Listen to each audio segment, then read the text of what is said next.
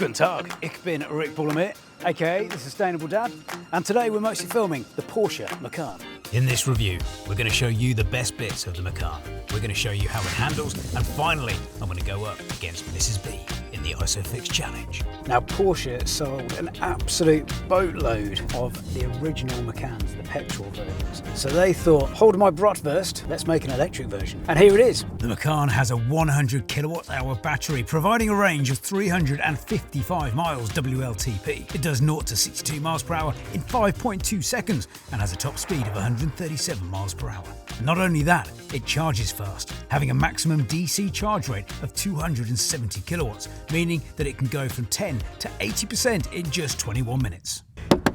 This electric car, Black Beauty, the Porsche Macan, comes with not one but 2 charging ports, which means you can come here to a very fast charging unit, this Ionity, or you can use the slower charging option. So if you've got a home charger, you can plug in there.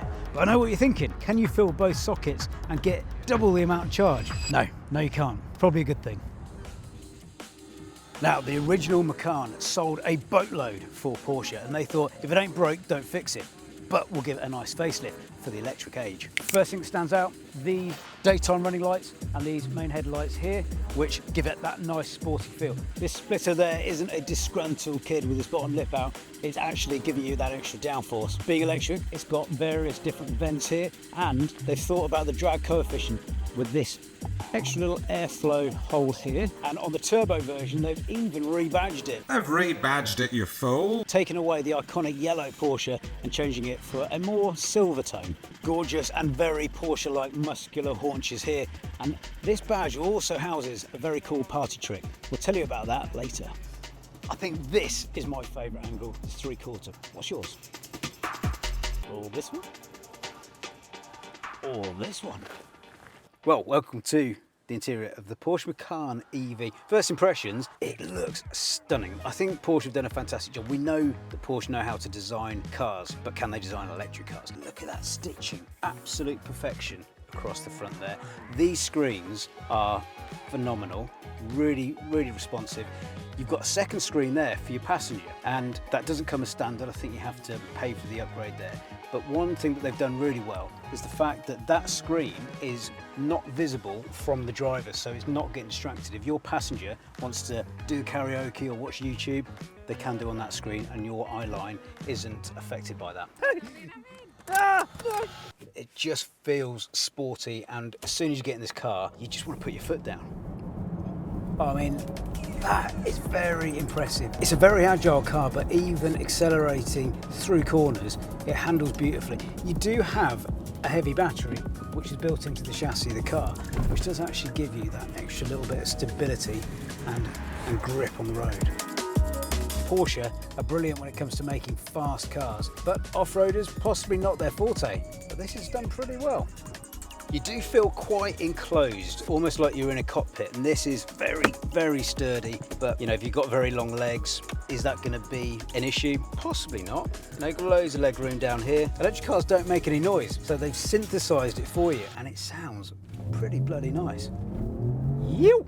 I really like the noise. I think they've nailed it. It's kind of George Jetson. It's a little bit Tron. If you haven't seen the film Tron, neither have I, but apparently it's about electric things. I wanted to see if it had any special features, so I threw our head of IT into the front passenger seat. I know what I'm doing, kid. To explore the second screen. I know what I'm doing. Within seconds, he discovered that the Macan can play games, and not only that, there's even a karaoke app. The boot clocks in at 540 litres, more than enough room for your family road trip, passing the Golf Club Challenge without breaking a sweat, and 1,348 litres with the seats down.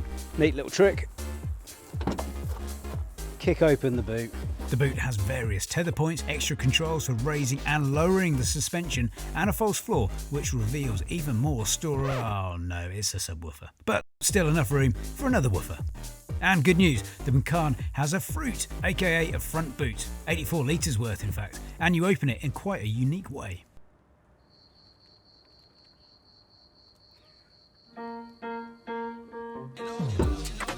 Although you do need the touch of a Jedi for it to actually work. Room for charging cables and other types of paraphernalia.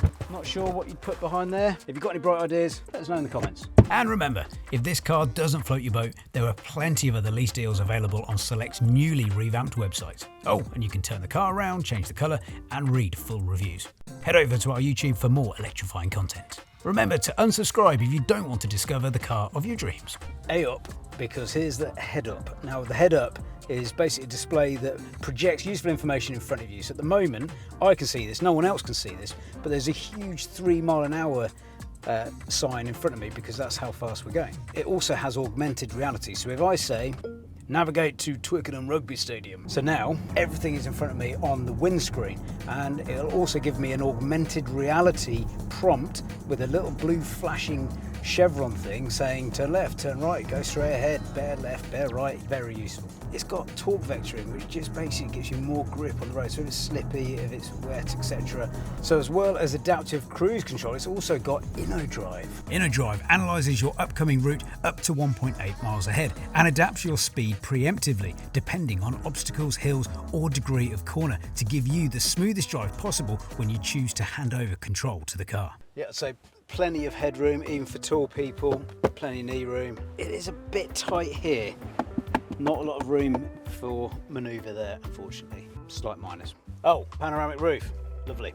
You do have a couple of USB-C chargers there, a little bit of space for your phone, but not much. And ISOFIX obviously here and in the front. So if you've got 3 kids, you're laughing or crying, depending on how you look at it.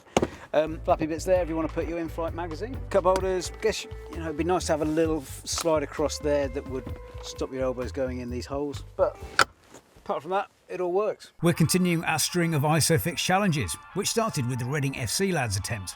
Then father of 3 Dave, ending in a dead heat. But could I beat the boss? Joining me today for the ISOFIX challenge is Mrs. B. Are you ready, Mrs. B? Ready. Good luck. On your marks, get set, go. I was confident. Give her a little head start. Maybe too confident. Oh no. Would it come back to bite me on the bottom? No. No. Yes. Yes, it would. I wasn't concentrating. Done. Damn it. Well played. Could you do better? Comment below. Let's tango. But either way, a big thumbs up for the ease of installation of this ISOFIX into this Porsche, which also has front ISOFIX if you want company up front.